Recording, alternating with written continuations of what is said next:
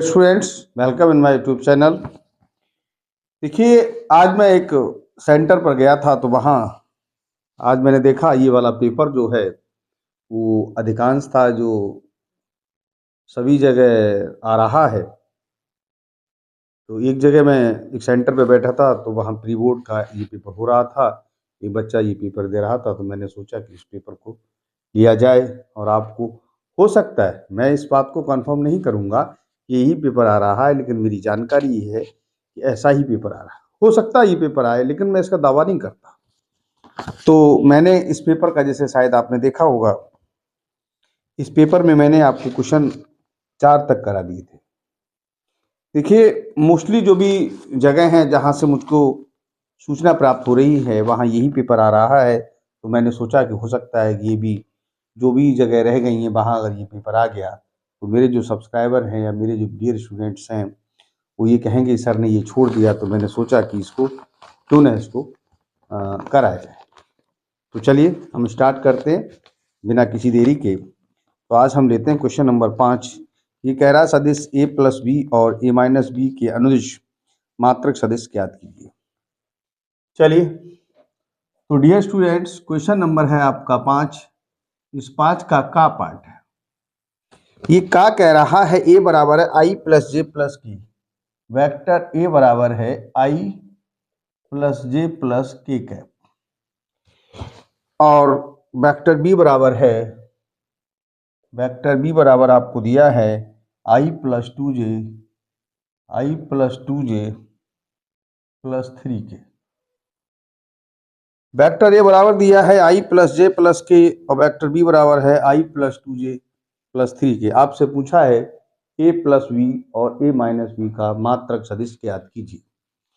जब किसी वेक्टर को उसके मॉड से डिवाइड करते हैं तो वो यूनिट वेक्टर आ जाता है।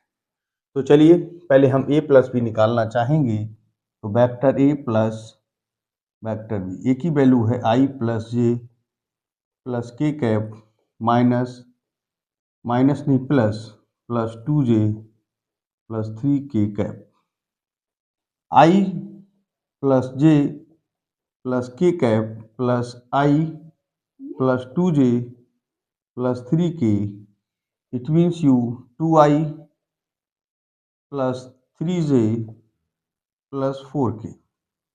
ये आपका ए प्लस बी आ गया।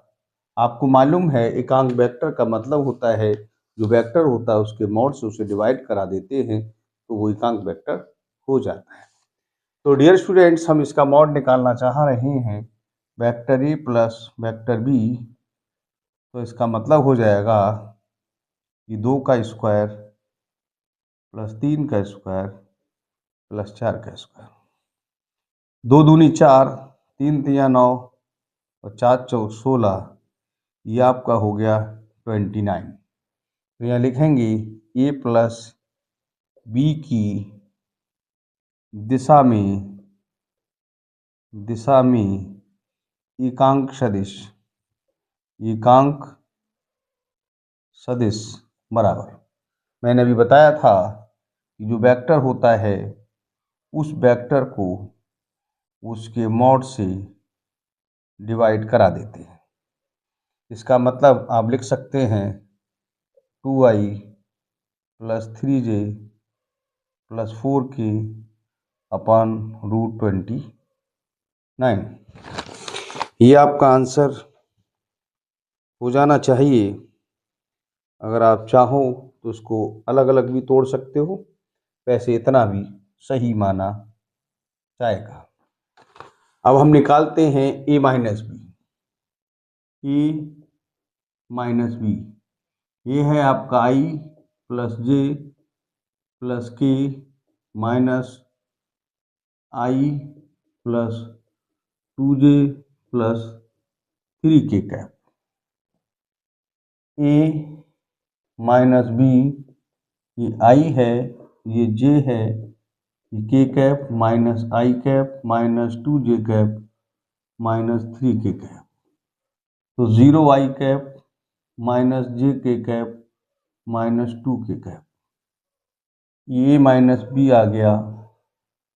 अब इसका अगर मॉड निकालें हम तो इसका मॉड जो हो जाएगा 0 का स्क्वायर प्लस -1 का स्क्वायर -2 का स्क्वायर। इट मीन्स 0 + 1 + 4 यानी कि √5। या लिखेंगे a - b की दिशा में एकांक सदिश बराबर जो वेक्टर होता है उस वेक्टर को उसके मॉड से डिवाइड कर देते हैं, यानी 0i - j cap -2k cap अपान √5। इसको अलग अलग भी तोड़ सकते हैं, चाहे आई वाला ना लिखे पार्ट, कोई दिक्कत नहीं है। और √5 ये आपका आंसर हो जाएगा। चलिए डियर स्टूडेंट्स, मैं समझता हूँ यहाँ तक ये क्वेश्चन समझ में आ गया होगा। देखिए अगला क्वेश्चन भी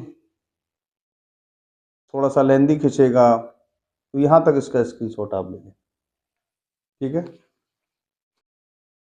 हाँ तो डियर स्टूडेंट्स, अगला क्वेश्चन है कि दो थैले ए और बी हैं। थैले ए में 3 लाल और 4 काली गेंदें हैं, जबकि थैले बी में 5 लाल और 6 काली गेंदें हैं।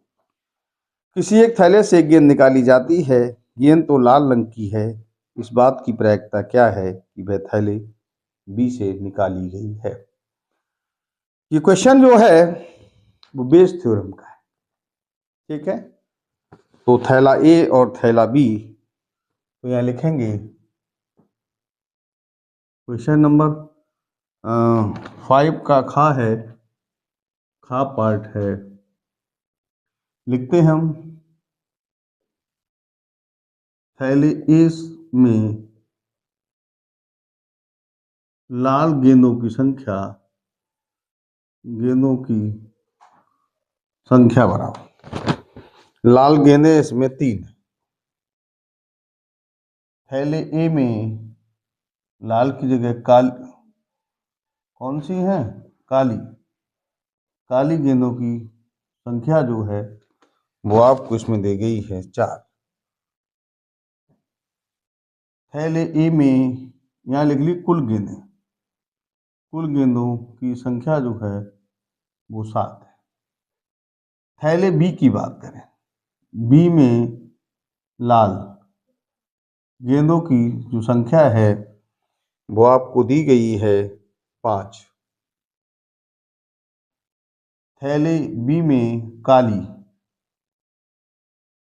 गेंदों की संख्या है वो आपको 6 दी गई।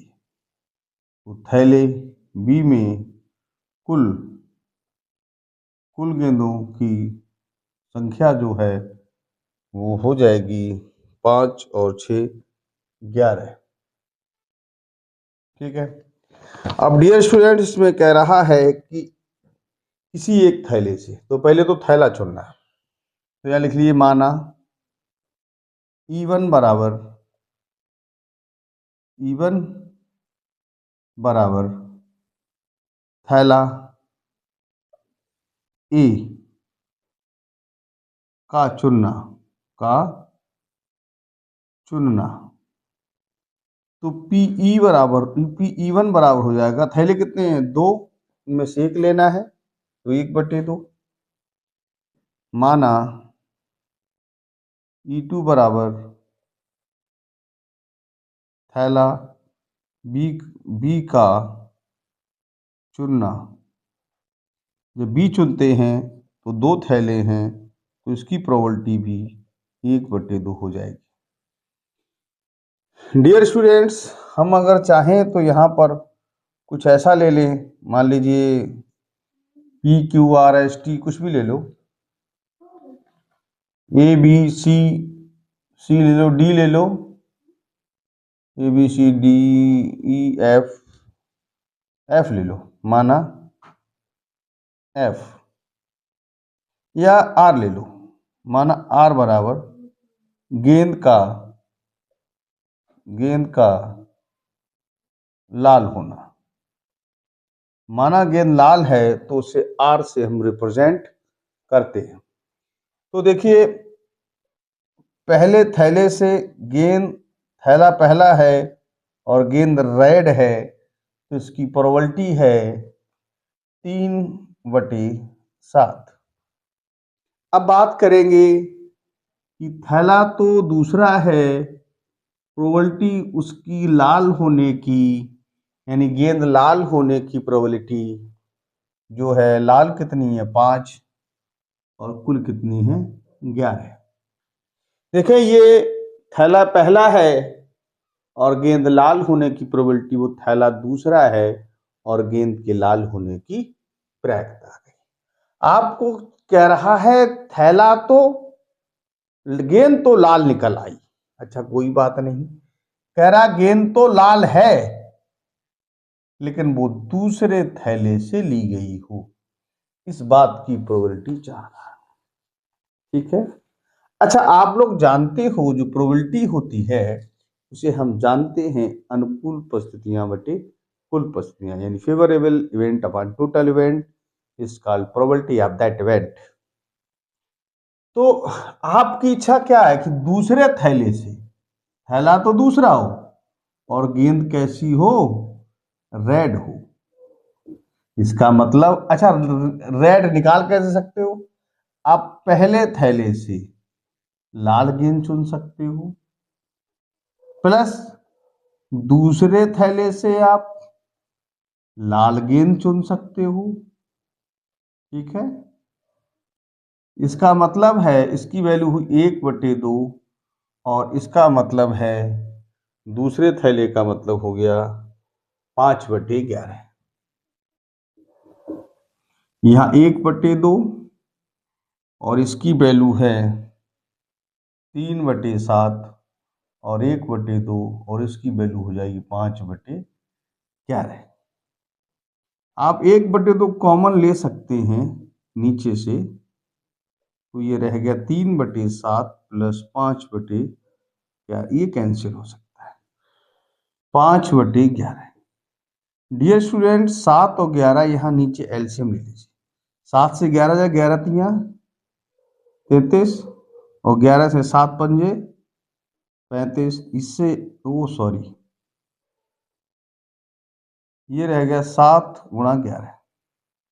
डियर स्टूडेंट्स, ये 5/11 है, ये 7/7 × 11 हो जाएगा पलट के ऊपर, और 5 और 3 8 और 6 68।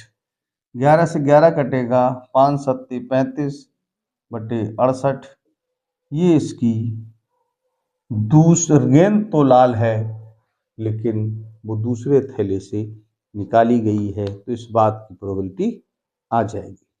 यहाँ तक आप नोट कर लीजिए, स्क्रीनशॉट ले सकते हैं।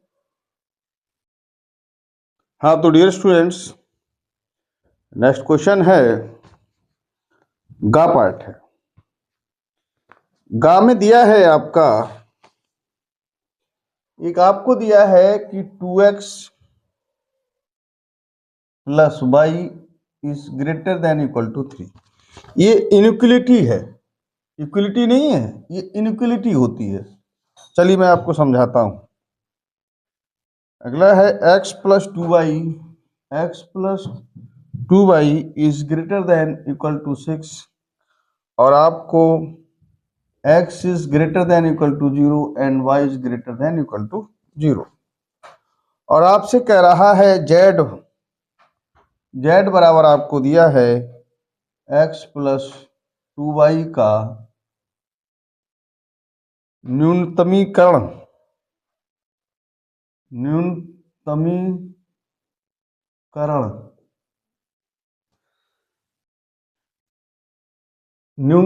मतलब न्यूनतम मान ज्ञात कीजिए, न्यूनतीकरण आलेख। चलिए मैं कोशिश करता हूं, ये क्वेश्चन आपको समझ में आना चाहिए। देखें dear students, x + 2y is greater than equal to 3 and x + 2y is greater than equal to 6 and x is greater than equal to and 6 x + 2y। चलिए डियर स्टूडेंट्स, कोशिश करते हैं अपन समझने की। पहले इस वाली को लेते हैं, तो यहाँ 2x plus y is greater than equal to 3। यहाँ एक बॉक्स नुमा आप बना लें इस प्रकार से, और यहाँ इनइक्वलिटी को बराबर का साइन यहाँ दिखा दें।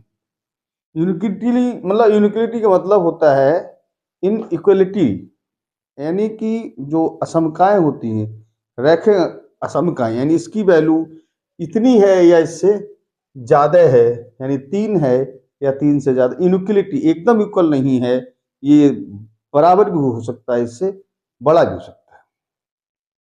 वैसे ज्यादा ये एक्सप्लेन करेंगे तो वैसे ये चैप्टर जब हम लोग एमएससी में पढ़ा करते थे तो लीनियर जो था पहले, लीनियर प्रोग्रामिंग के नाम से, जिसे हम आजकल रैखिक असमकाएं के नाम से जानते हैं, वैसे इंग्लिश में इसका वही नाम होता है, लेकिन फिर भी चलिए मैं ज़्यादा इन डिटेल नहीं जाऊंगा।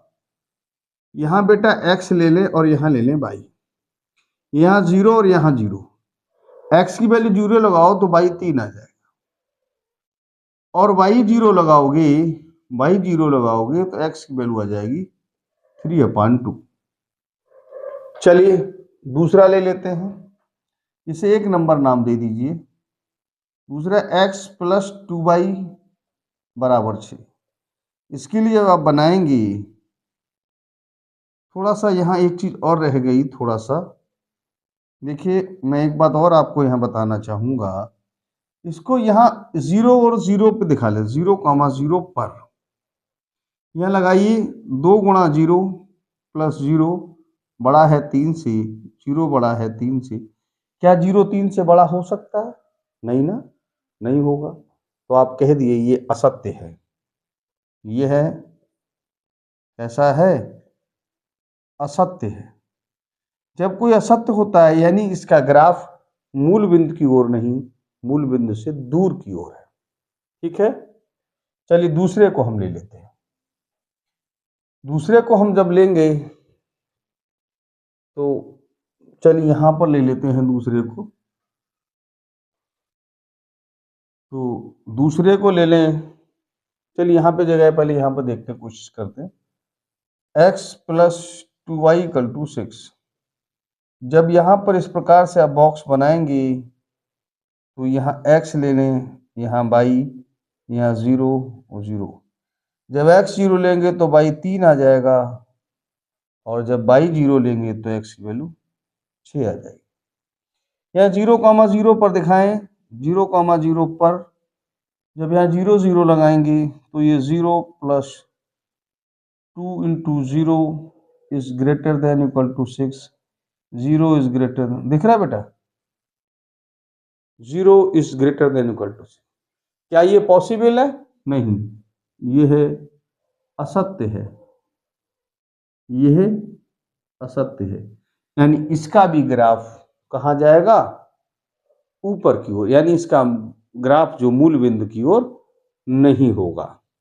चलिए पहले हम इसका ग्राफ बनाते हैं, क्योंकि जब आप लोग इसका ग्राफ बनाएं तो याद रखिए, अगर बड़ा नंबर हो तो एक पैमाना ले लें, और वहाँ आप लोग इस प्रकार से पैमाना लिख दिया करें, एक बड़ा खाना बराबर 1 इकाई, यानी एक नंबर को एक खाना माना, 1 2 3 4 5 6, 2 3 4 5 6, 1 2 3 6। ये x एक्सिस है, ये x डैश एक्सिस है, इधर x प्लस की, इधर x माइनस की, ये y एक्सिस है, ये y डैश एक्सिस है, ये 0 है तो 1 2 3 4 5 6 -1 -2 -6 1 2 3 4 5 और -1 -2 -3 -4।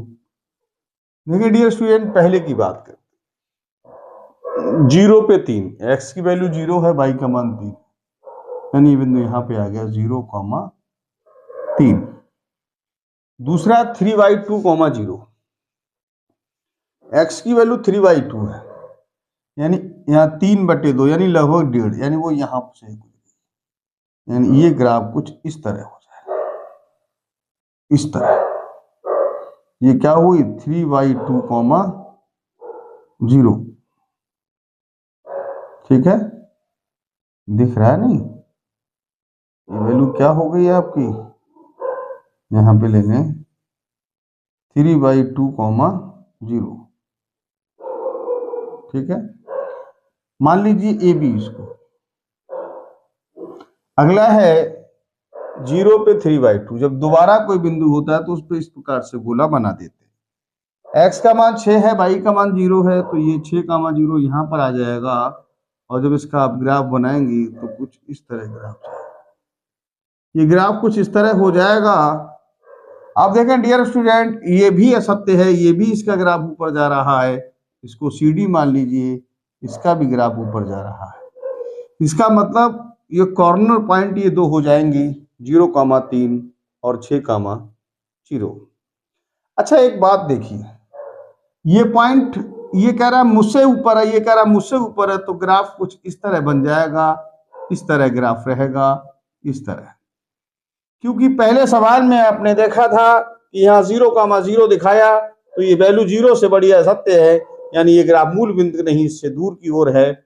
और अगला बात है ये भी असत्य है, यानी मूल बिंदु इधर नहीं है, ये मूल बिंदु से दूर की। देखिए मैं एक बात और आपको बहुत इंपॉर्टेंट बात बताना चाहता हूं। यहां लिखा है कि z बराबर x + 2y का न्यूनतमीकरण, यानी जो मिनिमाइज वैल्यू है वो आपको याद। देखिए भाई मेरे, यहां पर वैल्यू है, यहां तो पता है कितनी है, कहां तक है ये हम नहीं जानते, तो याद रखिए इसका अधिकतम मान ज्ञात करना ही संभव नहीं है, क्योंकि ग्राफ यहां से शुरू तो हो रहा, कहां तक जाएगा ये यहां नहीं बताया जा सकता। तो चलिए डियर स्टूडेंट्स, अब यहां पर हम एक और बॉक्स बनाएंगे। उस बॉक्स में यहां हम लिखेंगे कोणीय बिंदु। क्या लिखेंगे? कोणीय बिंदु। और यहां पर z बराबर लिखेंगे, क्या है, x + 2y, x + 2y। ये क्या है 0,3 और ये है 6,0। यहाँ लगाइए तो ये 6 हो जाएगा और ये भी आपका 6 हो जाएगा। तो देखें, अच्छा एक बात बताइए, ये यहां पर भी दोनों जगह पर निम्नतम वैल्यू 6, क्योंकि मैक्सिमम तो फाइंड आउट करना ही नहीं है, इसकी हो ही नहीं सकती। कहां तक ग्राफ है नहीं मालूम, तो फिर इसका मतलब है इसकी न्यूनतम वैल्यू ज्ञात कर सकते हैं। अच्छा अब ये देखिए, ये रेखाखंड जो है यहां भी न्यूनतम है, यहां भी न्यूनतम, तो सभी बिंदुओं पर यानी पूरे रेखाखंड पर यहां लिखिए, अर्थात देखिए न्यून, यहां पे लिखिए, कहां गया, देखिए 0, या लिखिए इसका नाम कुछ दे दीजिए, इसको मान लीजिए P और इसको मान लीजिए Q। ये लिखिए रेखाखंड, अरे यार ये बार बार साला गलत लिख जाता है। देखें डियर स्टूडेंट्स, कुछ है नहीं, थोड़ा सा ध्यान दें आप लोग।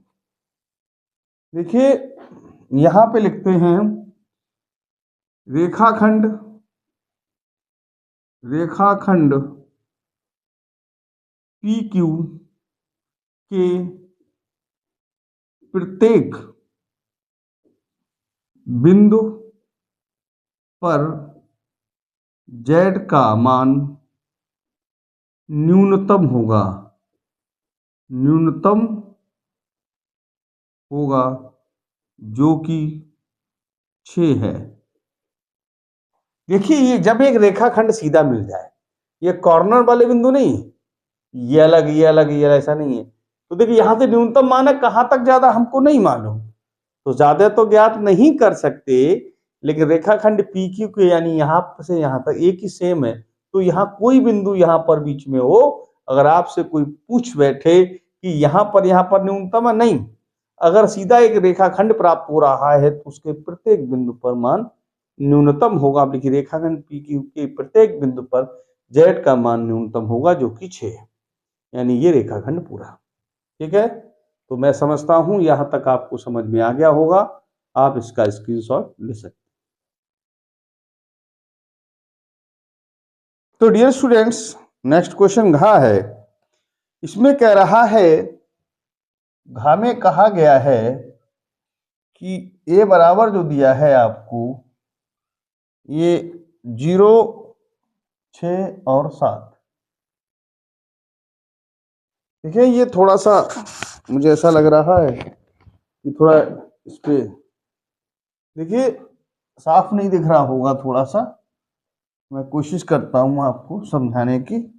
देखिए डियर स्टूडेंट्स, प्रिय छात्रों, मेरी कोशिश है कि आपको बहुत ही अच्छी तरह से प्रत्येक सवाल, प्रत्येक शब्द समझ में आना चाहिए। ए बराबर थोड़ा उस पर वो साफ नहीं लिखा जा रहा था, -6, 0, 8, 7, -8 और 0, जबकि बी बराबर आपको दिया है 0, 1, 1, 0, 1, 1, 1, 0, 2, 1, 2, यह 2 है देना, और यहां दिया है 0। ठीक है, और आपको सी भी दिया है, सी बराबर आपको दिया है 2, -2 और 3। 0, 6, 7, -6, 0, 8, 7, -8, 0, 0, 1, 1, 1, 0, 2, 1, 2, 0, 2, -2, 3। ठीक है, तो कह रहा है टू प्रूफ, आपको दिखाना है, आपको ये दर्शाना है कि ए बी और सी से गुणा बराबर ए सी प्लस बी सी, ये आपको प्रूफ करना है। चलिए सॉल्यूशन पे लेते हैं। सॉल्यूशन है बेटा, अब पहले ए प्लस बी निकालते हैं। ए प्लस बी, ए है 0, 6, 7, -6, 0, 8, 7, -8, 0, और बी है 0, 1, 1, 1, 0, 2, 1, 2, 0। देखिए याद रखिए आप लोग, जब कोई मैट्रिक्स ऐड होती है तो उसके करस्पॉन्डिंग एलिमेंट्स ऐड होते हैं।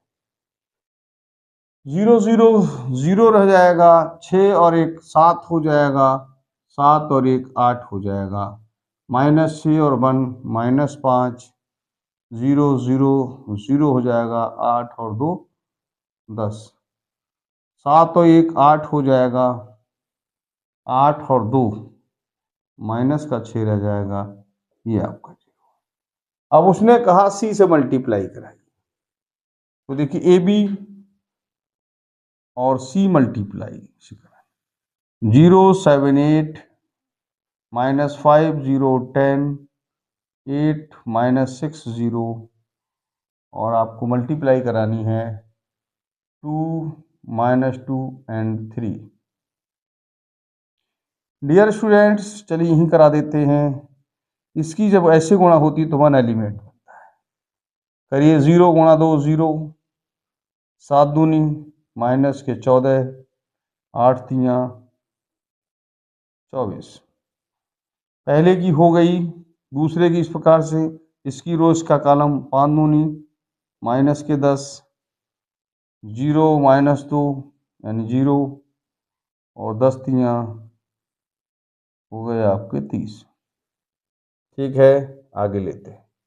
8 दूनी 16, माइनस माइनस प्लस 6 दूनी 12, और 3 गुणा 0 फिर 0, यानी कि जो आंसर है ए प्लस बी और सी से मल्टीप्लाई है उसकी वैल्यू हो जाएगी 14 और 24 रह गया 10 प्लस का 20 प्लस का 16, 8 दूनी 16, 6 दूनी 12, चलिए ये हुए 6 और 2 8, 28। ये आपकी लेफ्ट साइड आ गई। अब आप निकाल लीजिए AC। क्या निकालते हैं AC?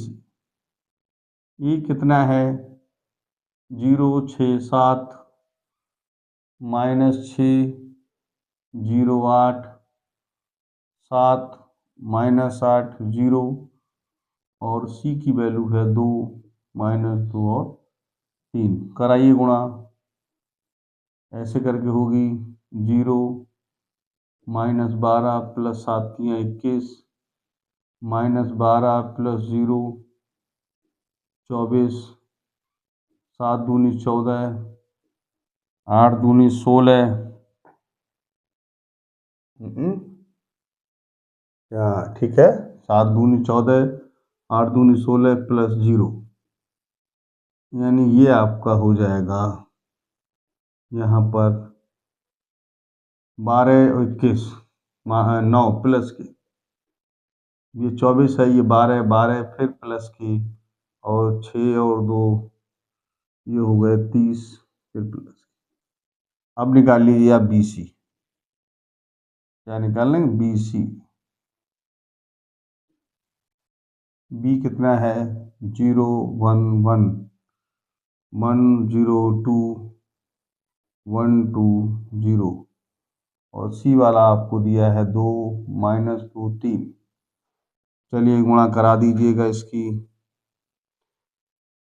इसमें 0 -2 प्लस के हो गए 3। अब दूसरा करिए, इससे 2 प्लस 0 प्लस 6, सही है। और इसके बाद इसकी कराइए 2 -4 प्लस का 0, ये रह जाएगा 1 8 -2। अब यहाँ लिखिए AC प्लस BC बराबर 9 12 30 प्लस 1 8 -2। क्रॉस पर एलिमेंट ये 10 हो जाएगा, ये आपका 20 हो जाएगा और ये आपका 28 हो जाएगा। देखिए ये साइड इसके बराबर है, आप लिख सकते हो so hence EB into C बराबर हो जाएगा AC प्लस BC। यहाँ तक आप इसका स्क्रीनशॉट ले सकते हैं। हाँ तो डियर स्टूडेंट्स, अब अगला क्वेश्चन है, अड़ा है। देखिए ये क्वेश्चन कह रहा है कि फंक्शन x कुछ इस तरह है, x² साइन 1/x या 0 है, या if x is not equal to 0, यहाँ पर है if x is equal to 0। देखें डियर स्टूडेंट्स, कह रहा है आपको दिखलाना है कि x बराबर 0 पर ये एक सतत फलन है। This function is continuous at x equal to 0। तो डियर स्टूडेंट्स, पहले हम बात करते हैं, इसके आंसर को लेते हैं x बराबर 0 पर। जब 0 पर लेंगे तो फंक्शन 0 लगाएंगे, तो 0 पर मान ही 0 है, तो ज़्यादा चर्चा की कोई ज़रूरत ही नहीं है। फिर हम लेंगे लेफ्ट हैंड साइड। जब लेफ्ट हैंड साइड लेंगे तो यहाँ लिखेंगे लिमिट h टेंस टू 0, जो फंक्शन है उसमें जो लिमिट है उसमें से h लेस कर देंगे, या फिर लिखेंगे limit h tends to 0, function हमारा बराबर नहीं तो ये है, तो 0 -h का होल स्क्वायर साइन 1 क्या है 0 -h। देखें डियर स्टूडेंट्स, मैं एक बात आपको समझाऊंगा, आज बहुत इंपॉर्टेंट चीज है। ये तो होल स्क्वायर होके एच स्क्वायर हो ही जाएगा। ये साइन -1/h इसको लिखा जा सकता है। देखें डियर स्टूडेंट्स, आप लोग, मैं एक बात और नई चीज थोड़ा समझाना पसंद करूंगा कि जैसे साइन 1/, मान लीजिए 0 है, तो ये 1/1/0 क्या, वो इन्फिनिटी, साइन अनंत का मान। अधिकतर लोग गलत पढ़ा देते हैं कि साइन अनंत का मान क्या होता है। तो साइन जो इन्फिनेटिव है वो उसकी वैल्यू जो है वो 1 और 1 के बीच होती है। ठीक है, कितनी होती है? 1 और -1 के बीच होती है। अब इसकी वैल्यू, तो यहां जब हम वैल्यू लगाएंगे तो h की यहाँ 0 हो जाएगा और ये वैल्यू होगी, माइनस में तो रहेगा, साइन माइनस मानेगा, लेकिन इसकी वैल्यू -1/1 के बीच। अब अगर कोई ये संख्या आएगी जब उसकी गुणा 0 से होगी तो फिर वो 0 स्वयं बन जाएगा। ठीक है, अब हम बात करेंगे राइट हैंड लिमिट की। यहाँ लिखेंगे लिमिट h टेंड्स टू 0, जो फंक्शन है उसमें 0 + h लगाएंगे।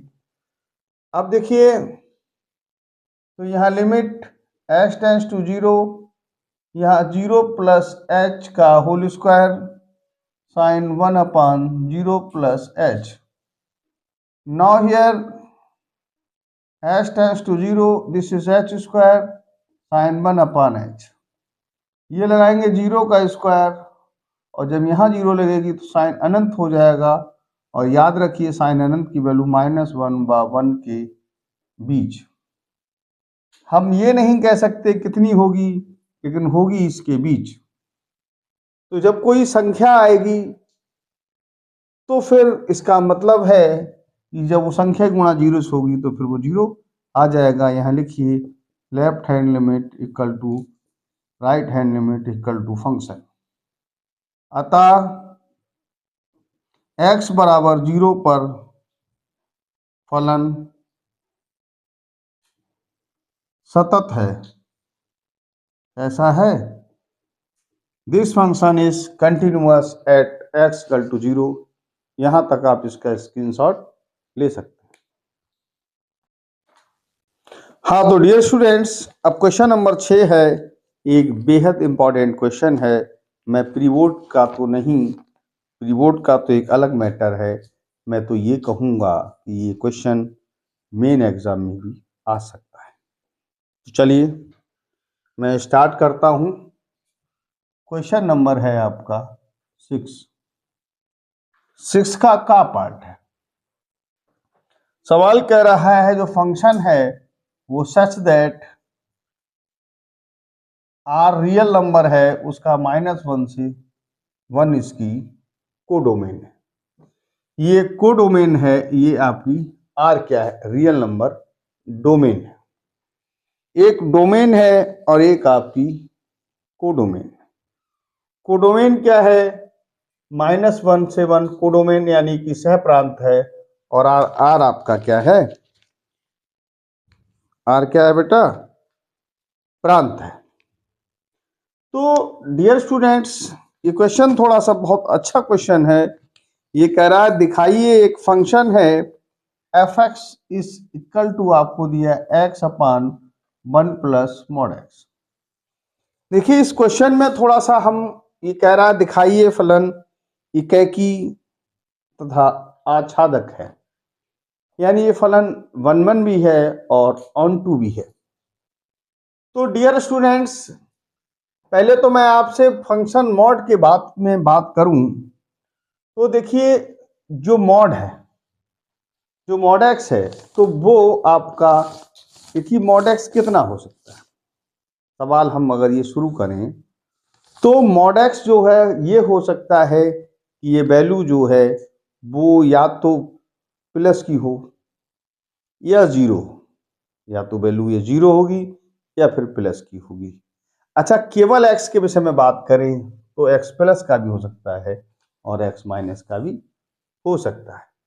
देखें, इफ मान लीजिए अगर एक पॉइंट आपने लिया, if x1 is greater than 0 and x2 is greater than 0, माना यहां पर x जो है मॉड x है, मॉड x प्लस का भी, x जो है वो प्लस का भी हो सकता है माइनस का भी हो सकता है, लेकिन मॉड x जो है वो 0 से बड़ा होगा या फिर 0। तो यहां पर अगर हम ये ले लें x1 0 से बड़ा है, x2 भी 0 से बड़ा है, ठीक है, माना x1 बा x2 इस प्रकार है, इस प्रकार है कि कैसे हैं, f(x1) बराबर f(x2), माना ये x जो है और x2 दोनों ही मान कैसे हैं, प्लस के हैं। x1 x2 0 से बड़ा है, इसका मतलब प्लस के हैं, तो यहाँ आप लिख सकते हैं x1 बटे 1 प्लस x1 और x2 बटे 1 plus x2। Now you cross multiplying x1 x2 बराबर x2 प्लस x1 x2, ये से कैंसिल हो जाएगा, x1 बराबर x2। यदि ये वैल्यू यानी दो मान हमने लिए और दोनों मान अगर ये प्लस के हैं तो ये अगर बराबर आ गए, इसका मतलब ये फलन कैसा है, 1-1 है। अतः फलन कैसा है, इकैकी है। फलन कैसा है, इकैकी है या 1-1 है। आप बात समझ में आई कि मैंने कहा जैसे मॉड x है, तो मॉड x की वैल्यू आपको मालूम है कि ये डिटर्मिनेंट जो होता है, मतलब जो मॉड होता है, मॉडुलस होता है, इसका मान क्या होता है, अगर ये x प्लस का है तो फिर यहाँ x की वैल्यू 0 या 0 से, जो मॉड x है अगर ये प्लस का है तो ये वैल्यू 0 या 0 से बड़ी होगी, यानी ये अगर मान 0 से बड़ा है और यानी ये मान, इसकी वैल्यू तो x होगी, अगर ये प्लस का है तो x और 0 से बड़ा होगा, ये माइनस का भी हो सकता है, उस स्थिति में x का 0 से छोटा होगा। अब हमने यहाँ लिया कि माना दो मान x1 व x2 यानी कि R में, ठीक है, R में दो मान ऐसे हैं जो दोनों ही 0 से बड़े यानी पॉजिटिव हैं, उस केसेस में माना हमने x1 बराबर x2 क्रॉस मल्टीप्लाई, तो x1 बराबर x2 यानी दोनों मान अगर इसमें रेंज में, यहाँ पे लिख सकते हैं x1 and x2 belong in R, यानी इस R में बिलोंग करते हैं, तो दो मान R में ऐसे हैं x1 x2 जो दोनों ही प्लस के हैं, तो इस केसेस में ऐसा हो सकता है कि x1 बराबर x2 होगा, तो ये फलन कैसा है, इकैकी। दूसरी कंडीशन ये भी हो सकती है कि दोनों माइनस के हों, यानी x1 less than 0 and x2 is less than 0, और उस x1 and x2 belongs in R। दूसरी कंडीशन यानी हम ये मान लें कि R में दो, R क्या रियल नंबर है, रियल नंबर पॉजिटिव भी हो सकता है और नेगेटिव भी हो सकता है।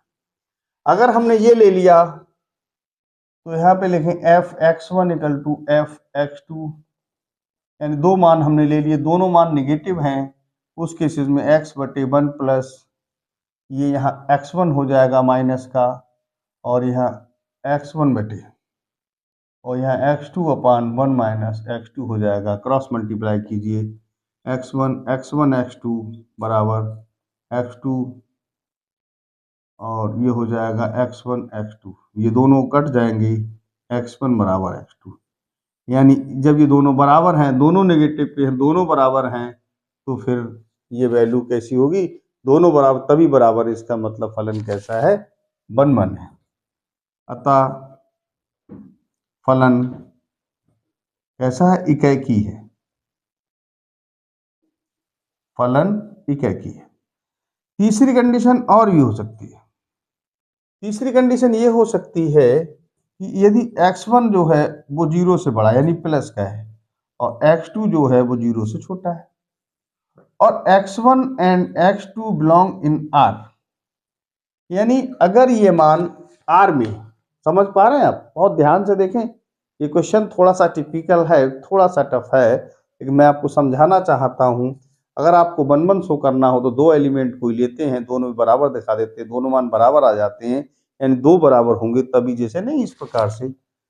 अगर मान लीजिए यहाँ x1 और x2 है, इसमें इसकी वैल्यू किसी से मैच करती है तो ये मैनी वन है, लेकिन अगर ये दोनों आपस में बराबर आ गए तो इसका मतलब एक पर एक है, तो ये फलन कैसा हो जाएगा? 1 1। तो वही सिचुएशन है, ये 1 1 है, ये भी 1 1 है। अब यहाँ पर बात शुरू करते हैं, यानी ये प्लस का है और ये प्लस का है और ये माइनस का है। इस केसेस में f(x1) बराबर f(x2) हमने लिया है, तो x1 बटे ये प्लस का लिया है तो 1 + x1 हो जाएगा, और ये x2 बटे ये 1 - x2, क्योंकि ये चीज़ आपने माइनस की ली है। यहाँ तक आप शायद समझ पा रहे होंगे, मैं नहीं समझता यहाँ तक आपको कोई दिक्कत आ रही होगी, लेकिन फिलहाल चलिए इसको हम क्रॉस मल्टीप्लाई कराते हैं। x2 लिया है तो ये x2 तो प्लस का ही, ये मॉड वाला x2 ये प्लस का होगा, ये माइनस का होगा, क्रॉस मल्टीप्लाई कीजिए, x1 - x1 x2 बराबर x2 + x1 x2। x1 - x2 इधर ले आइए और इसको इधर ले लीजिए, x1 x2 + x1 x2। यहाँ पर आप कर सकते हैं x1 - x2 बराबर 2x1 x2। देखें डियर स्टूडेंट्स, यहाँ से एक बात बहुत इंपॉर्टेंट समझने की है, थोड़ा सा फिर आप गौर करेंगे। मैं समझता हूँ यहाँ तक मैं आपको शायद समझा पा रहा हूँगा। देखिए डियर स्टूडेंट्स, यहाँ क्या है समझने की कोशिश करते हैं हम लोग। x1 0 से बड़ा है, x2 0 से छोटा है, यानी ये चीज प्लस की और ये माइनस की, जब प्लस में से माइनस माइनस घटाएंगे, लाइक एज आप ऐसे करके यहाँ समझ सकते हैं कि अगर मान लीजिए, यहाँ पर थोड़ा सा मैं समझाना चाहूँगा आपको। अगर मान लीजिए x1 2 है और ये वाला मान लीजिए माइनस का है 3, तो 2 माइनस माइनस प्लस 3 यानी 5 हो गए। ये नंबर कैसा आएगा? पॉजिटिव। ये नंबर कैसा होगा? पॉजिटिव। अब इसकी बात करते हैं, ये प्लस का ये माइनस का 2 से गुणा हो रही, तो पूरा नंबर कैसा? निगेटिव। कोई भी पॉजिटिव नंबर कोई भी नेगेटिव नंबर के बराबर नहीं हो सकता। बात समझ रहे? यानी हम कहना क्या चाहते हैं, ये इसमें से हमने यहां क्या लिया है कि दो वैल्यू अगर बराबर है, दो वैल्यू x1 x2 पे मान लगाएं और ये वाली कंडीशन आ गई, इसका मतलब ये वैल्यू इसके बराबर नहीं है। यानी अगर दोनों मान आपने अलग अलग लिए, एक प्लस का लिया और एक माइनस का लिया, तो उस केसेस में ये सेटिस्फाइड नहीं करते। यानी दोनों वैल्यू अगर आप डिफरेंट साइन के ले रहे हैं तो फिर ये सेटिस्फाइड नहीं करते, यानी तब ये फलन, जब ये वैल्यू बराबर नहीं है, एक प्लस की और एक माइनस की है, तो फिर यहाँ भी ये बराबर नहीं आएगा। इसका मतलब ये वैल्यू बराबर नहीं है, यानी बराबर मान नहीं है, यानी कि वैल्यू बराबर साइन में नहीं है, तो फिर ये वैल्यू इसको सेटिस्फाइड नहीं करती। यानी इस केस में आप कह सकते हैं ये फलन जब ये बराबर नहीं तो ये भी नहीं है। इसका मतलब है यहाँ पर आप लिख दें, अतः फलन कैसा होगा? इकैकी होगा, इकैकी होगा। देखिए एक बात फिर से समझ लें, अब मैं आपको शायद, मैंने समझाने की कोशिश तो बहुत की है, अगर आपको समझ में आया होगा कि जैसे मान लीजिए आर है, आर आपके प्रांत है, ये आपका सह प्रांत है। अब यहां देखिए कि ये मान जो ये दिया है, अगर ये दोनों वैल्यू प्लस की हो, उस केसेस में ये चीज जो है मॉड का मान प्लस का होगा, ये भी वैल्यू, ये भी मान प्लस का होगा, तो हमने दोनों जगह प्लस कर दिया। यानी और x1 बराबर x2, यानी दोनों मान अगर प्लस के लिए जाएंगे, उस केसेस में अगर ये दोनों वैल्यू यानी मैनी मन लेके चले तो ये बराबर होंगे, तभी बराबर आएगा। तो बराबर होंगे इसका मतलब एक पर एक होंगे, इसका मतलब फलन कैसा होगा? क्या की दोनों वैल्यूज माइनस की हमने ले ली, दोनों मान आर में बिलोंग करते हैं यहाँ, तो यहाँ दोनों बराबर लेके चले, दोनों बराबर, इसका मतलब फलन इकैकी है। यानी दोनों वैल्यू बराबर तभी ये वैल्यू बराबर है, इसका मतलब फलन कैसा है? इकैकी है। अगर एक वैल्यू हमने प्लस की ले ली, एक माइनस की ले ली, तो दोनों वैल्यू एक प्लस की और एक माइनस की हमने ले ली, यानी वैल्यू अलग अलग है, एक प्लस में एक माइनस में, तो जाहिर सी बात है अलग अलग। अब दोनों वैल्यू अलग अलग है तो ये बात सही नहीं है, यानी वैल्यू आप अलग अलग साइन की लेंगे तो ये बात सही नहीं है, यानी ये बात अलग अलग साइन की है तो ये नहीं सही है। इसका मतलब इस पर भी फलन कैसा है, सेम नहीं, मतलब इस पर जैसे डिफरेंट वैल्यू जो है माइनस की, तो भी ये भी सेटिस्फाइड नहीं कर रहा है, इसका मतलब है अलग लेने पे अलग आ रहा है, इसका मतलब फलन कैसा हो गया, इकैकी हो गया। इसी प्रकार आप चौथा नंबर चाहें तो x1 माइनस का ले सकते हैं और x2 प्लस का, यानी x1 इज लेस देन 0 और x2 इज ग्रेटर देन 0 ले सकते हैं। उस केसेस में ऐसे ही बनेगा x2 माइनस x1 बराबर 2x1 x2। उस केसेस में आप चाहें उसकी कोई जरूरत नहीं है, क्योंकि जब हमने दोनों प्लस दोनों माइनस ले लिए, एक प्लस एक माइनस, तो सिचुएशन यही बनेगी, तो उसकी चौथे को लेने की जरूरत नहीं। आपने दिखा दिया फलन कैसा है, इकैकी। अब यहां से थोड़ा आगे बढ़ते हैं, तो फलन इकैकी तो हमने सिद्ध कर दिया। अब हमारी प्रॉब्लम ये रही कि फलन हम आच्छादक शो करना चाहते हैं। तो एक बात बताइए डियर स्टूडेंट्स, जैसे मॉड एक्स है, मॉड एक्स है, ये वैल्यू कितनी होगी, ये वैल्यू या तो x के बराबर होगी या x से बड़ी होगी। अब कहेंगे सर क्यों? सपोज कर लें x की वैल्यू -2 है और यहां आप मॉड लगाएं, -2 का मॉड, -2 का मॉड क्या हो गया, प्लस, तो ये वैल्यू बड़ी हो गई छोटी हो गई। अगर ये दोनों प्लस होती तो फिर ये बराबर हो जाता, यानी ये वाली हिसाब से। तो मॉड जो है वो या तो कैसा होगा, या तो प्लस होगा, जो नंबर दिया है और उसी का मॉड लिया जाए तो मॉड या तो बड़ा आएगा या फिर उसके बराबर आएगा, लेकिन छोटा कभी नहीं हो सकता। अब डियर स्टूडेंट्स, अगर हम ये कर दें x, इस मॉड x में हम अगर 1 जोड़ दें, तो अब ये जब इधर 1 जोड़ दिया तो अब ये तो बड़ा हो ही गया। जब इसमें हमने 1 जोड़ दिया तो अब ये जाहिर सी बात है बड़ा हो गया। नहीं बात समझ में, फिर समझने की कोशिश करते हैं कि थोड़ा सा यहां पर मैं फिर समझाता हूं, थोड़ा सा ब्लैक हो रहा है, थोड़ा ध्यान दें। बहुत अच्छा सवाल है और आप बहुत ध्यान भी दे रहे हैं। देखिए डियर स्टूडेंट्स, मैं ये कहना चाहता हूं यहां से आपको कि अगर मान लीजिए ये लिखा है मॉड एक्स और इसमें हम 1 जोड़ दें, तो ये पहले या तो बड़ा है या बराबर, अब इसमें 1 जोड़ दिया तो ये इससे बड़ा हो गया, बराबर नहीं। 1 जो पहले तो ये बड़ा या था या बराबर था, अब ये 1 जोड़ दिया तो ये अब तो हमेशा बड़ा रहेगा। अगर आप बुरा ना माने तो x बटे यहाँ 1 प्लस मॉड एक्स कर दें यहाँ पर, तो ये वैल्यू ये नीचे इसके ले आए तो 1 से छोटी होगी, यानी ये वैल्यू 1 से छोटी है। जैसे आप चाहें अगर x पॉजिटिव ले लें, x कैसा ले लें, पॉजिटिव नंबर ले लें, तो जैसे आपने 2 लिया तो ये कितना हो जाएगा, 2 का मॉड 2 तो यानी 3। ये वैल्यू कभी भी 1 से छोटी है, ठीक है। तथा x नेगेटिव ले लें, कैसा ले लें, नेगेटिव। जब x नेगेटिव लेंगे तो जैसे यहां ले लिया आपने -2 और यहां है 1 और इसकी वैल्यू जो मॉड है, मॉड की वैल्यू -2 ले लें तो क्या है 2, यानी -2/3।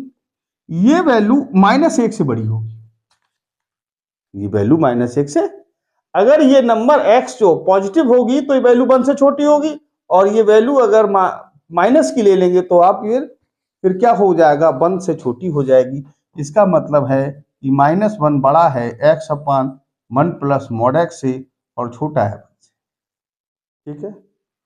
इसका मतलब इसकी जो परशर है, इसकी जो परशर है वो -1 से 1 हो गई, और इसका सहप्रांत है, सहप्रांत पहले से कितना है, -1 से लेके 1 है, ये दोनों बराबर है, परसर सहप्रांत के बराबर है। अतः फलन ऐसा है, आच्छादक है, आच्छादक है।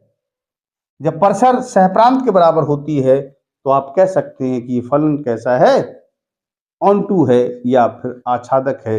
यहां तक आप इसका स्क्रीनशॉट ले सकते हैं।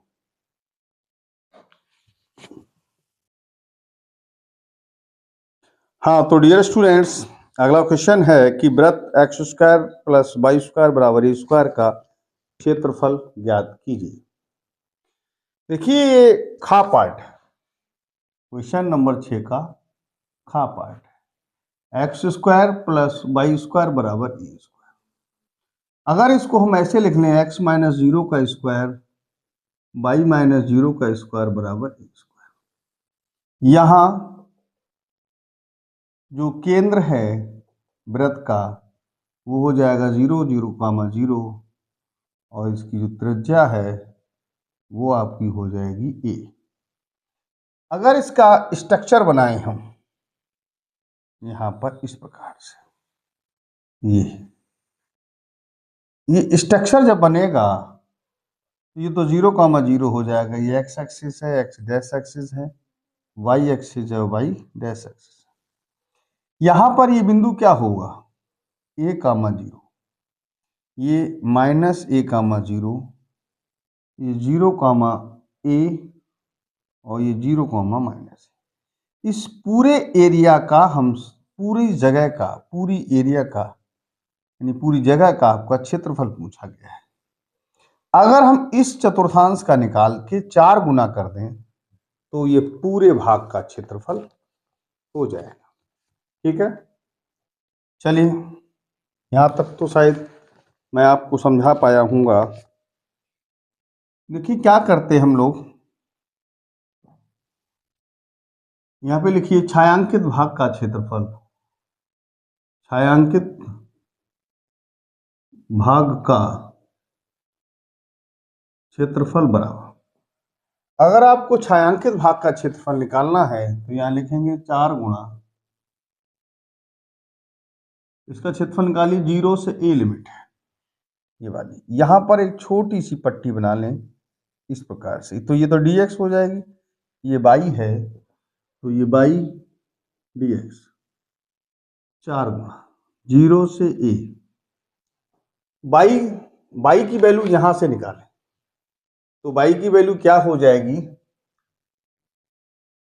यहां से निकाल लें, वाई स्क्वायर बराबर ए square minus X square, Y बराबर हो जाएगा root A square minus X square. ठीक है, हाँ तो शायद ये बात तो आप समझ चुके होंगे। वाई की वैल्यू मैंने यहां से आपको बताई अभी, तो ये हो जाएगा root A square minus X square dx। देखिए डियर स्टूडेंट्स, अगर आप इसका इंटीग्रेशन करेंगे तो फिर देखिए इसका फार्मूला जो होता है वो होता है 1/2x root A square minus X square plus A square बटे 2 sine inverse X upon A. Limit कितनी है, 0 से ए। देखें डियर स्टूडेंट्स, कुछ है नहीं, बहुत सिंपल है इसमें। तो 4 इसलिए क्योंकि 4 टाइम्स का मतलब है ये 4 क्वाड्रेंट है इसमें। तो चलिए इसका सेपरेट लिमिट लगाते हैं हम लोग, X root A square minus X square 0 से A plus A square upon 2 sine inverse X upon A 0 से ए। डियर स्टूडेंट्स 1/2, जब ये a लगाएंगे तो यहाँ ए स्क्वायर और यहाँ ए स्क्वायर, तो ये 0 हो जाएगा, लिहाजा 0 हो जाएगी। जब ये 0 लगाएंगे तो फिर 0 हो जाएगा, ए स्क्वायर बटे 2 साइन इनवर्स ए बटे ए यानी 1, और 0 लगाइए साइन इनवर्स 0 अपॉन 0, यानी ये आप यहाँ ऐसे ज़्यादा बेटर रहेंगे आप लोग, यहाँ साइन इनवर्स 0। देखें डियर स्टूडेंट्स 1/2 और ये तो 0 है ही, और यहाँ पर क्या है, ए स्क्वायर अपॉन 2 है। ठीक है, ए स्क्वायर अपॉन 2 है ना, इसकी वैल्यू कितनी होती है, 1 साइन 90 का मान होता है, साइन इनवर्स साइन सेकंड π/2, और 0 साइन 0 का साइन सेकंड तो 0 हो जाएगा, लिहाजा ये 4 बाहर है, ये 0 प्लस ए स्क्वायर पाई बटे 2 दूनी 4 हो जाएगा।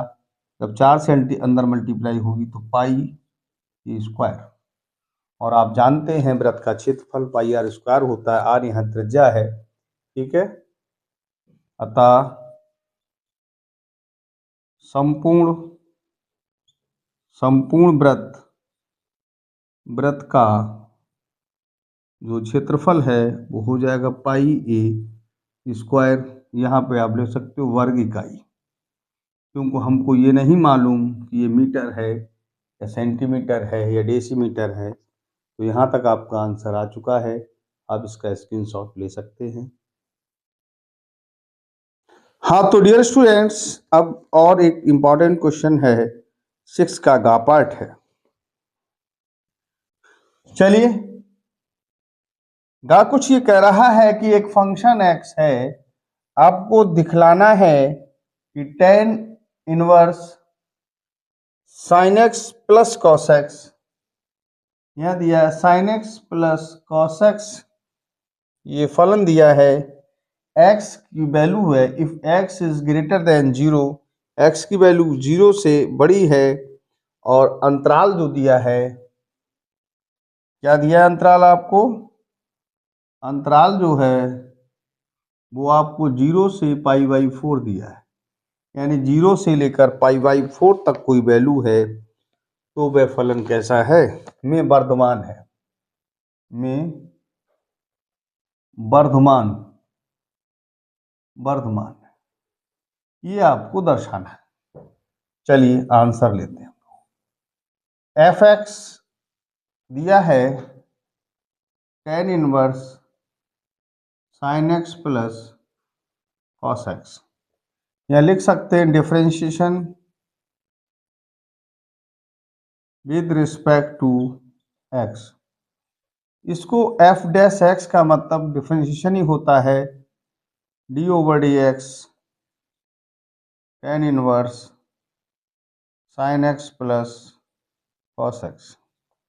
tan इनवर्स इसे x मान लीजिए तो ये हो जाएगा 1 plus sin x plus cos x का स्क्वायर, और इसका दोबारा करेंगे तो ये अभी करते हैं इसका, तो sin x का हो जाएगा cos x और cos x का हो जाएगा माइनस sin x 1 प्लस। आप चाहे तो इसे खोल सकते हैं, ना खोलें तब भी कोई दिक्कत नहीं है, इतना ही रहने दें तब भी कोई दिक्कत नहीं आती। ये f डैश x है। देखें, अब क्वेश्चन ने कहा है if x is greater than 0, x की वैल्यू 0 से बड़ी है। अब 0 से बड़ी है और 0 से लेकर अनंत, यानी 0 से लेकर π/4 तक वैल्यू लगाए। देखें डियर स्टूडेंट्स, आप 1 तो प्लस है, साइन प्लस कॉस एक्स का होल स्क्वायर है। जब किसी का होल स्क्वायर होता है, नंबर चाहे प्लस का हो या माइनस का हो, वो हमेशा कैसा आएगा? पॉजिटिव आएगा। यानी आप लिख सकते हैं sine x plus cos X का whole square is greater than equal to 0। ये वैल्यू या तो 0 हो सकती है या फिर 1 से बड़ी हो सकती है। ठीक है, यानी ये नंबर हमेशा स्क्वायर है तो 0 या 0 से बड़ा होगा। 1 इसमें जुड़ रहा है, इसका मतलब है कि 1 plus sine x plus cos X का whole square is greater than 0। यानी नीचे वाली वैल्यू हमेशा जो है वो अब 1 जुड़ने के कारण ये 0 से बड़ी यानी पॉजिटिव हो गई। ठीक है, अब बात करते हैं 0 के लिए। लेकिन अंतराल 0 से π/4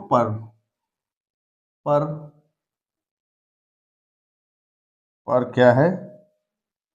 देखिए, पर cos x minus sine x जो है, देखिए cos का मान 0 लगाइए, cos 0 कितना होगा? 1, और साइन 0 0, तो 1 माइनस 0 1, और ये चीज प्लस है तो 1/1 यानी 0 से बड़ी आएगी, प्लस आ गई। यहाँ आप 30 लगा लें, 45 लगा दें, 45 पे ये cos 45 तो ये 0 हो जाएगी। यानी यहां से लेकर ये वैल्यू कैसी होगी? ये वैल्यू कैसी हो जाएगी? पॉजिटिव। ये वैल्यू कैसी होगी? 0 अंतराल पर ये मान कैसा होगा? प्लस का होगा। बात समझ में आई? इसका मतलब है अर्थात कि अर्थात cos x minus sine x upon 1 plus sine x plus cos x square is greater than equal to, या ग्रेटर देन 0, क्योंकि ये वैल्यू 0 से बड़ी है, ये 0 से बड़ी है, तो ये वैल्यू फिर 0 से बड़ी आएगी। इसका मतलब हुआ कि F dash x is greater than 0, अतः अंतराल 0 to π/4 पर फलन निरंतर वर्धमान होगा। ठीक है, निरंतर कैसा होगा? निरंतर वर्धमान होगा। यानी ये फलन कैसा है? ये जब ये बड़ा है यानी एफ डैश 0 से बड़ा आता है, फलन निरंतर वर्धमान है। ठीक है, कहते हैं ना, देखिए एक निरंतर का मतलब इसकी वैल्यू माइनस की होगी नहीं। ठीक है, यहाँ तक आप स्क्रीनशॉट ले सकते हैं। हाँ, तो प्रिय छात्रों, अगला क्वेश्चन है वो और ज़्यादा इम्पोर्टेंट है। ऐसा कोई बोर्ड एग्ज़ाम नहीं होता है इंटरमीडिएट से संबंधित जिसमें ये क्वेश्चन नहीं आता है। बीच की न्यूनतम दूरी, ये एचडी कहते हैं, शॉर्टेज डिस्टेंस। चलिए, घा क्वेश्चन नंबर है। तो पहले दिया है x plus 1 upon 7 y plus 1 upon -6 और z प्लस 1 अपॉन 1। इसको ऐसे लिख लें, -1 over 7 y minus -1 upon -6 z minus -1 upon 1। तो डियर स्टूडेंट्स, यहाँ आप लिख सकते हैं, यहाँ a1 वेक्टर a1 बराबर हो जाएगा -i cap minus J cap minus के कैप, और b1 बराबर आ जाएगा 7i cap minus 6j cap plus K cap. ठीक है, अगला क्वेश्चन कह रहा है, अगला समीकरण, दो समीकरण है आपको दी, दो रेखाएं दी गई, ऐसे कह सकते हैं आप। x minus 3 upon 1 y minus 5 बटे -2 और z माइनस 7 अपॉन 1, 1 माइनस 2 1 3 5 7। ठीक है, चलिए, तो डियर स्टूडेंट्स अब बात शुरू करते हैं। यहाँ a2 इज इक्वल टू हो जाएगा 3i cap plus 5j cap plus 7k cap, और वेक्टर v2 बराबर आ जाएगा i cap minus 2j cap plus k cap. यहाँ आप लिख सकते हैं a2 माइनस a1, a2 है आपका 3i cap plus 5j cap plus 7k cap minus i minus i minus j minus k cap. चलिए, 3i plus 5j plus 7k plus i plus j plus k cap हो जाएगा 4i cap 6j cap plus 8k cap. ये आपका हो गया vector a2 minus a1। मैं समझता हूँ यहाँ तक आपको समझ में आ गया होगा। 3 5 7 3 5 7 1 1 1, तो ये 4 6 8। ठीक, अब यहाँ हम निकालते हैं b1 cross b2, b1 cross b2। इसका तरीका होता है i j और k। b1 का मान है 7 माइनस 6 और 1, और v2 में है 1 माइनस 2 और 1। चलिए निकालिए, i बाहर, -6 माइनस -2 +2 हो गया, -j बाहर, 7 - 1 +k बाहर हो जाएगा और ये हो जाएगा -14 +6, -6 +2 7 - 1 k -14 +6, -4i cap -6j cap -8 k cap, B1 cross B2। अब यहाँ पर एक फार्मूला होता है, इसका जरा मॉड निकाल लें, B1 क्रॉस B2 का मॉड, तो यहाँ ये वैल्यू आ जाएगी -4 का स्क्वायर -6 का स्क्वायर -8 का स्क्वायर, ये 16, ये 36 और ये 64, और इसका मतलब हो गया, ये हो गई 116। 116 को और थोड़ा शॉर्ट में लिखें तो यहाँ पर कर सकते हैं, 116 है, 2 से कर दिए, 2 पंजे 10, 2 अट्ठे 16, 2 से करी 2 दूनी 4, 2 ने 18, 4 रूट 29, तो इसको ले सकते हो 2√29 यूनिट या मात्रक।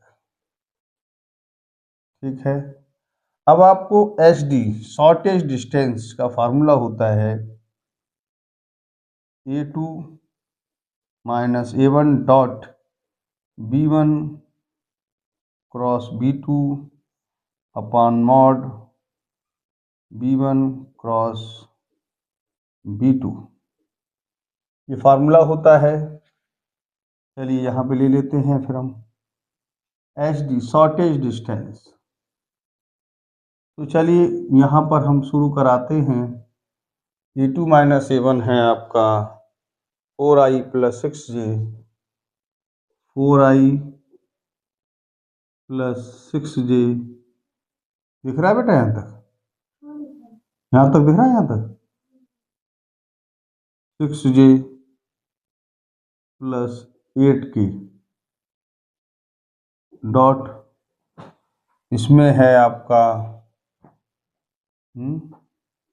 -4i - 6j - 8k अपॉन, ये मॉड है, अपॉन है 2√29। सही है, मैं शायद आपको समझा पा रहा हूँ। A2 - A1 है 4i + 6j + 8k, और इसमें है आपका -4 + 6 -14। ये तो बड़ा अजीब क्वेश्चन बन रहा है। माइनस के 16 और माइनस के हुए 6 छंग 36 और 8 8 64, ये भी माइनस के हुए, ये भी माइनस के हुए, और ये है 2√29। ठीक है, ये आपका माइनस का हो गया 116/2√29। देखिए माइनस है इसलिए प्लस लेना पड़ेगा। 116 को आप लिख सकते हो, ऐसा कर लीजिए, ये 116 2√29, और जब 116 का ये रूट है तो ये ऊपर कितना बचेगा 2√29 यूनिट, ये आपका आंसर हो जाएगा। देखिए 116 है, उसको जो आप लिखेंगे तो इसको 2 बार लिख देंगे 2√29, तो इस प्रकार से 2√29 यूनिट बचेगा। यहाँ तक आप इसका स्क्रीनशॉट ले सकते हैं। मैं समझता हूँ समझ में भी आया होगा आपका।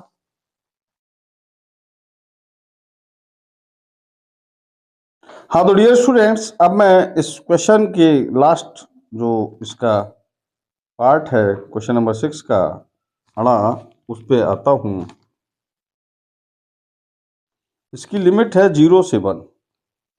आपको क्वेश्चन दिया है, अड़ा पार्ट है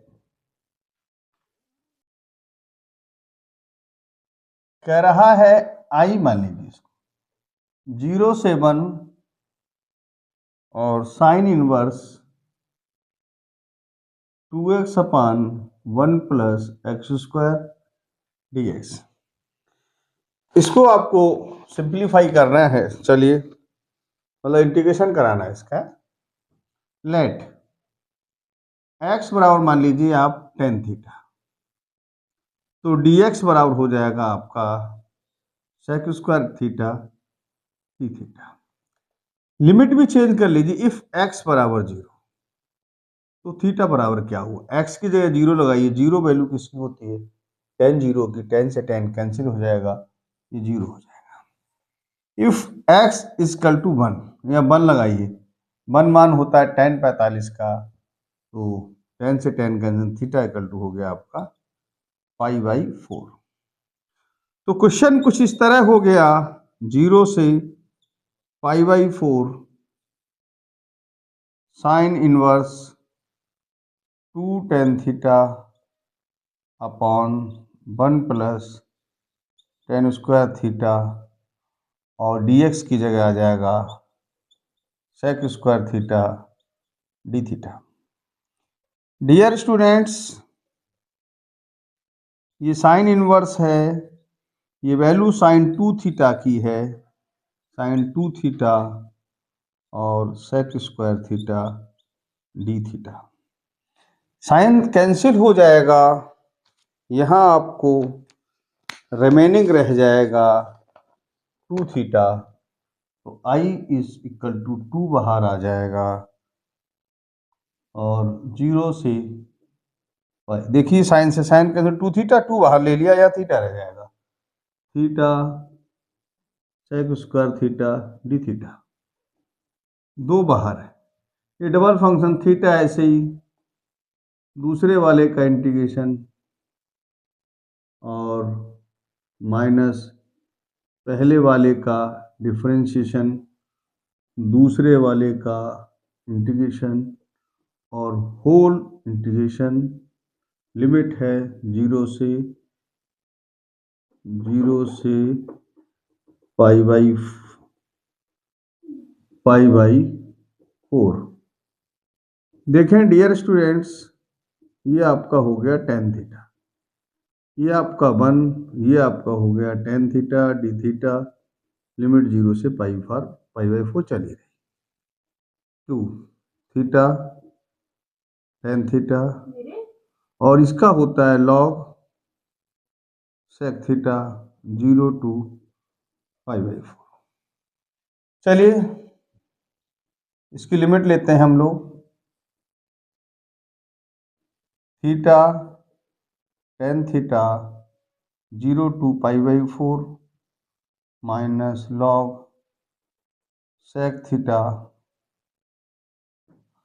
इसकी हो गई आपकी 0 to π/4।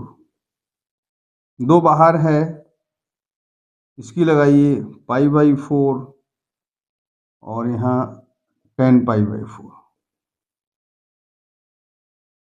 माइनस जब ये 0 लगाएंगे तो ये सब 0 हो जाए, minus log sec π/4 minus log sec 0। देखें डियर स्टूडेंट्स, ये π/4 तो है ही, और इसकी वैल्यू 1 होती है, तो ये तो वैल्यू इतनी हो जाएगी, माइनस ये sec लिखा है, और sec जो है sec 45 का मान √2 होता है, तो ये √2 हो जाएगा, माइनस sec ये log है, और sec 0 का मान 1 होता है, तो ये 1 यहाँ रहने दें, तो ये हो गया, ये π/4 रह गया, माइनस log √2, और log 1 का मान 0 होता है। चलिए डियर स्टूडेंट्स, यहाँ भी आप इसे कैलकुलेट करा सकते हैं, बस आंसर आ चुका है लगभग, 2 बाहर है। ये π/4 चल रहा है, दिख रहा है बेटा यहाँ तक? log minus log 2। अब इसको चाहें तो आप ये भी करा सकते हैं कि π/4 तो है log 2 की पावर 1/2, तो i बराबर 2 बाहर है, π/4 है, माइनस पावर आगे आ जाएगी तो log 2 रह जाएगा। अब 2 से अंदर गुणा करा दीजिए तो ये 2π/4 तो π/2 रह जाएगा, और 2/2 यानी ये log 2 रह जाएगा। तो इसका ये आंसर हो जाएगा π/2 माइनस log 2। डियर स्टूडेंट्स, मैं समझता हूँ मेरे द्वारा कराए हुए क्वेश्चन आपको समझ में आए होंगे।